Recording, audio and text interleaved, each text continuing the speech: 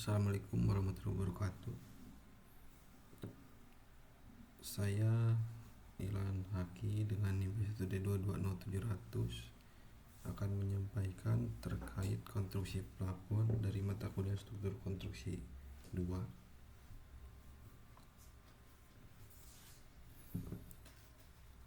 Untuk pengertian plafon itu sendiri, plafon atau langit-langit merupakan bidang pembatas antara atap rumah dengan ruangan yang ada di bawahnya.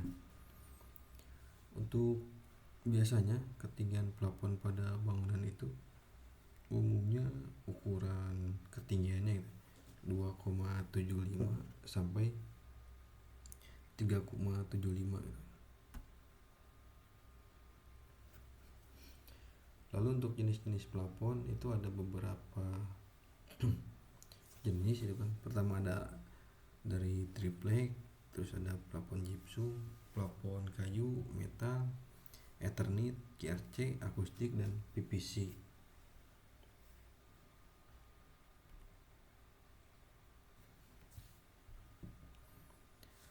Nah ini untuk plafon triplek.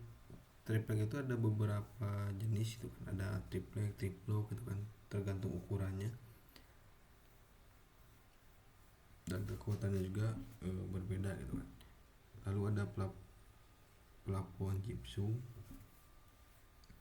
Plafon gypsum itu sering digunakan pada rumah-rumah, akan tetapi sebenarnya gypsum itu rentan terhadap air itu kan, jadi gampang mudah rusak atau bocor ketika terkena air.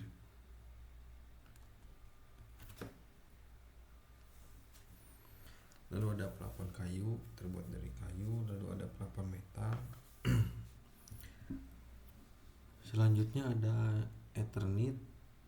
Lalu ada plafon GRC. Untuk Eternit dan GRC itu bentuknya mirip, cuman bahannya yang agak berbeda. Untuk Eternit itu emang keras dan mudah pecah. Lalu untuk GRC itu agak lebih kuat itu kan, dan tahan juga terhadap air.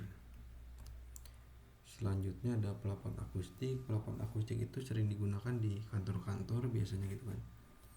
Dan untuk rangkanya juga dia memiliki rangka tersendiri dan sudah pabrikan, jadi udah ada aturannya. Lalu ada plafon PVC. Ini adalah merupakan plafon yang paling kostum gitu kan. Biasanya terdapat di rumah-rumah yang mewah gitu kan.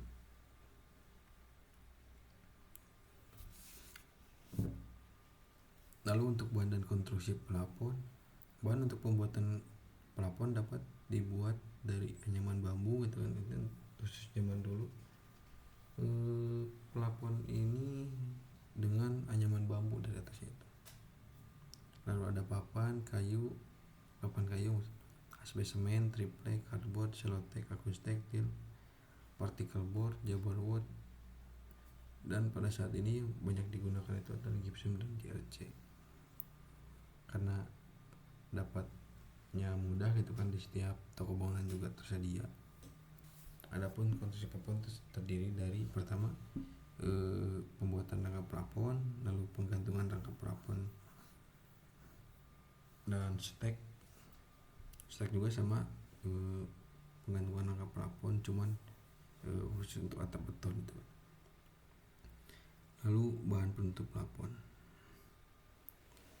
Rangka yang perlu disiapkan untuk plafon ada 2 buah, ada rangka kayu, ada juga aluminium. Untuk rangka kayu itu diperlukan galar ukuran 6/12, lalu kaso ukuran 5/6 dan kaso ukuran 4/6. Sedangkan untuk profil aluminium itu sudah baku dari sananya, ukurannya juga udah ditentukan sebagai pabrikan.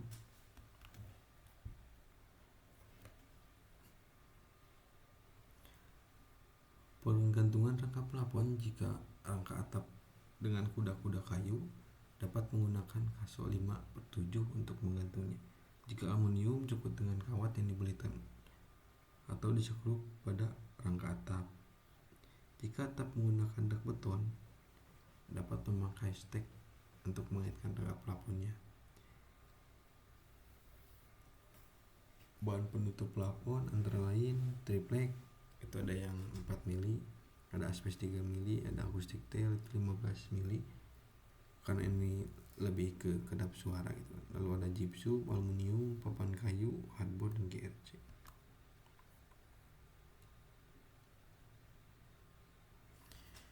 Nah, untuk rencana plafon, dalam pembuatannya rencana plafon ada hal yang harus diperhatikan. Pertama, dari ukuran bahan yang akan digunakan terhadap luasan ruangan. Untuk penutupnya dengan triplek sebaiknya, untuk khusus penutup dengan triplek sebaiknya menggunakan ukuran dengan kelipatan 30 agar dapat efisien dalam penggunaan bahan.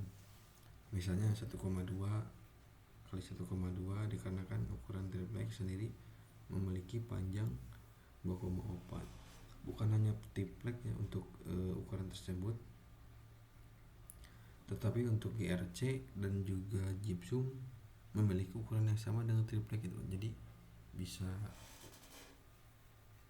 menggunakan aturan ini, ukuran dengan kelipatan 30 tersebut. Selain itu ada bahan penutup dengan asbes itu kan. Untuk asbes ini untuk mengefisiensikan bahan itu ukurannya adalah 1x1 atau 1x 0,5 gitu kan.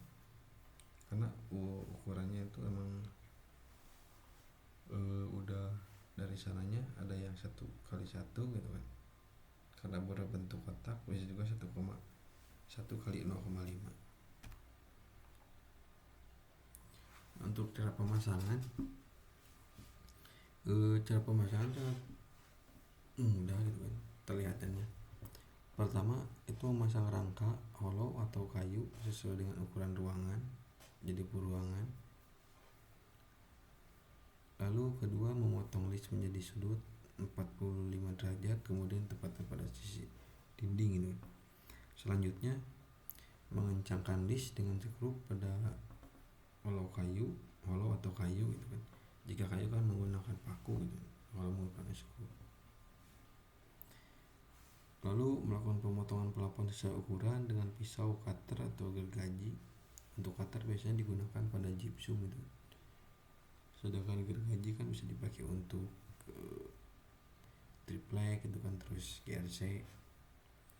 Selanjutnya pemasangan plafon itu dilakukan sesuai urutan itu kan, agar ukuran sisanya itu tidak di mana aja gitu kan, ditempatkan di tempat yang sesuai gitu, agar simetris.